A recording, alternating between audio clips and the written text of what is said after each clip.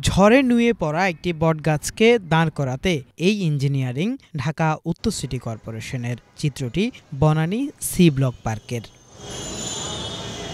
পড়ে যাওয়া গাছটিকে কেটে ফেলার পরিবর্তে টিকিয়ে রাখতে একদিকে তোলা হয়েছে ইটের দেয়াল, অন্যদিকে বেঁধে টেনে রাখা হয়েছে রশি দিয়ে। নগর ভবনের পরিবেশ প্রকৌশলীদের দীর্ঘ প্রচেষ্টায় অবশেষে পুরো সোজা না হলেও মাথা তুলে দাঁড়িয়েছে মাতৃগাছটি, আবারও দিতে শুরু করেছে ছায়া। স্থানীয়রা জানান, পার্কের উন্নয়ন কাজের সময় এই গাছটি কাটার চেষ্টা করেছিল ঠিকাদারের লোকজন, কিন্তু স্থানীয় জনগণ ও নগর প্রশাসনের আন্তরিকতায় সে যাত্রায় বেঁচে যায় এই গাছ। যদিও পার্কের ওয়াকওয়ে নির্মাণের সময় কাটা পড়ে পুরনো এই বটগাছটির শিকড়। এতে মূল থেকে দুর্বল হয়ে পড়ায় সামান্য বাতাসে হেলে পড়ে বটগাছটি। এ সময় ঝুঁকির বিবেচনায় অনেকেই গাছটি কেটে ফেলার পরামর্শ দিলেও নগর প্রশাসন উদ্যোগ নেয় যেভাবেই হোক টিকিয়ে রাখবে গাছটিকে। কাগজে কলমে পরিকল্পনা করে কাজে নেমে পড়েন তারা। অবশেষে দীর্ঘ 2 মাসের চেষ্টায় আবারও মাথা তুলে দাঁড়িয়েছে এই গাছ। বের হতে শুরু করেছে নতুন নতুন শাখাও। একটি গাছ রক্ষায় এমন আন্তরিকতার কারণে ওই এলাকায় বেশ সুনামও কামিয়েছে নগর প্রশাসন। গাছটা তো অনেকটা ঝুঁকিপূর্ণ ভিতরে ছিল, হেলে ছিল, তো অনেকদিন মানুষ সেখানে বসতে পারতো না। তো এই ব্যবস্থাটা করাতে অনেকটাই ভালো হয়েছে এবং আমার মনে হয় যে গাছটা আবার তার পরিপূর্ণ ইটা ফেরত পাবে। সিটি কর্পোরেশনের কাজটাকে আমি আসলেই সাধুবাদ জানাই এবং এলাকাবাসীর পক্ষ থেকে, যে বনানী সোসাইটির পক্ষ থেকে আমি বলতেছি যে সিটি কর্পোরেশনের কাজটাকে আসলেই খুব সুন্দর এবং আমাদের যে বাকি পার্ক, মাঠ এবং পার্কগুলো আছে তারা যেভাবে কাজ করতেছে খুব ভালো। তো উদ্যোগটা নিঃসন্দেহে ভালো, প্রশংসনীয়, কিন্তু এরম উদ্যোগ যদি কেউ থাকতো তাহলে ঢাকা শহরের গাছপালার আরও বিস্তৃত ঘটতো, মানুষের সুবিধা হতো, অক্সিজেনের অভাব যেটা ঘাটতি সেটা আর হতো না। কিন্তু এখানে চেষ্টা ছিল, আমি সরাসরি তাদেরকে করি না, কিন্তু তারা অনেকে এসে এখানে করছে। কিন্তু আমার ধারণা ছিল, আমার মনে হচ্ছিল যে ওই সময় এটাকে দাঁড়ানো করানোর মতো অবস্থাটা ছিল না।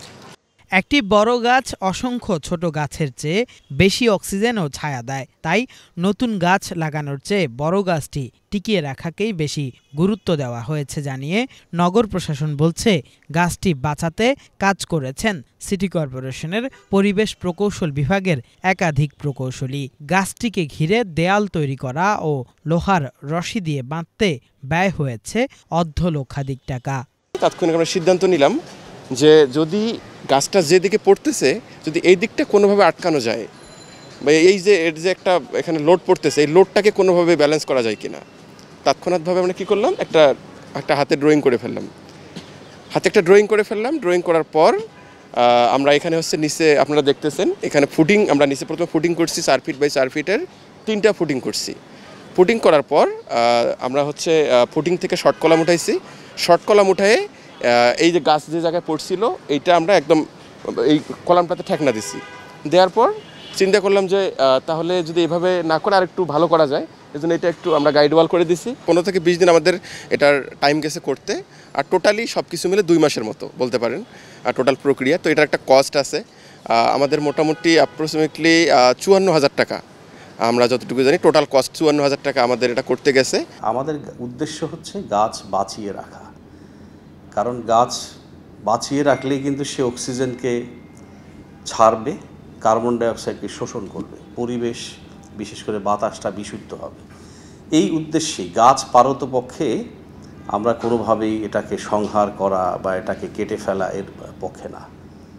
যত বয়স্কই হোক গাছ, সে যাতে তার মতো করে থাকতে পারে, বাঁচতে পারে, সেই ব্যবস্থাটা আমরা ঢাকা সিটি কর্পোরেশন থেকে করছি।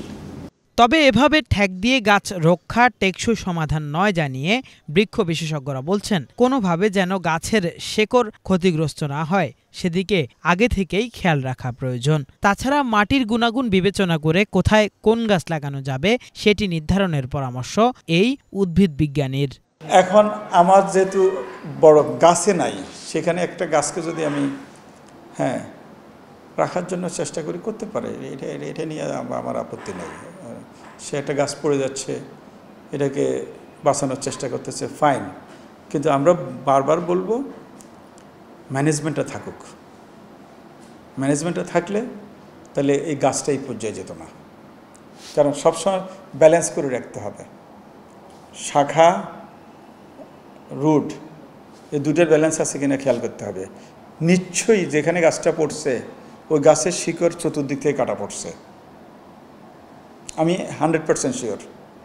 তো গাছের তো কোনো দোষ নাই, এত দিকে যদি ড্রেন করে শিকড় কেটে ফেলে গাছ টিকবে? আমাদের এই যে মলছত্তরের গাছগুলো এটা যে কোনো মতে পড়তে পারে, কারণ সবগুলা চতুর্দিকে শিকড় কাটা। উপরে যে এত ওজন সেটা কি ক্যারি করতে পারবে? পারবে না। তো এখন সেটা যদি বলি আমি চতুর্দিকে বাঁধা রাখবো, কদিন রাখবো আমি? ডিফিকাল্ট। নেচারকে নেচারের মতো থাকতে দিতে হবে, নেচারের উপযুক্ত গাছ লাগাইতে হবে, যে গাছটা এখানে সাস্টেন করবে, যে গাছটা টিকবে সেটা লাগাইতে হবে। সেই জন্য বারবার বলছি বৃক্ষরোপণ, প্রজাতি selection, soil selection, soil management, water management, বৃক্ষ ম্যানেজমেন্ট, রোগবালাই ম্যানেজমেন্ট, এই সব কিছু সায়েন্স। এগুলো সায়েন্টিস্টদের হাতে থাকতে হবে, যারা এটা নিয়ে পড়াশোনা করে, তাহলে তারা গাছ রক্ষা করবে। এখন যদি ইঞ্জিনিয়ারিং দিয়ে যদি আমার গাছ রক্ষা করতে হয়, তাহলে সারা দেশে কয়টা গাছ রক্ষা করবে উনি? নগরীতে সবুজায়নকে টেকসই করতে বৃক্ষরোপণের কাজে উদ্ভিদ বিজ্ঞানীদের সম্পৃক্ত করারও পরামর্শ বিশেষজ্ঞদের। সরকারি উন্নয়ন প্রকল্প মানে গাছ কাটা, এটি এখন দেশজুড়ে প্রতিষ্ঠিত নিয়ম, যা নিয়ে চলছে তীব্র সমালোচনা। তবে এই প্রচলিত নিয়মের বিপরীতে এসে শুধু একটি হেলে যাওয়া বটগাছ উদ্ধারে ঢাকা উত্তর সিটি কর্পোরেশনের যে তৎপরতা, সেটিকে সত্যিই প্রশংসনীয় বলছেন এলাকাবাসী। তাদের প্রত্যাশা এভাবে প্রতিটি গাছ রক্ষায় প্রতিটি প্রশাসন আন্তরিক হবে জনগণও।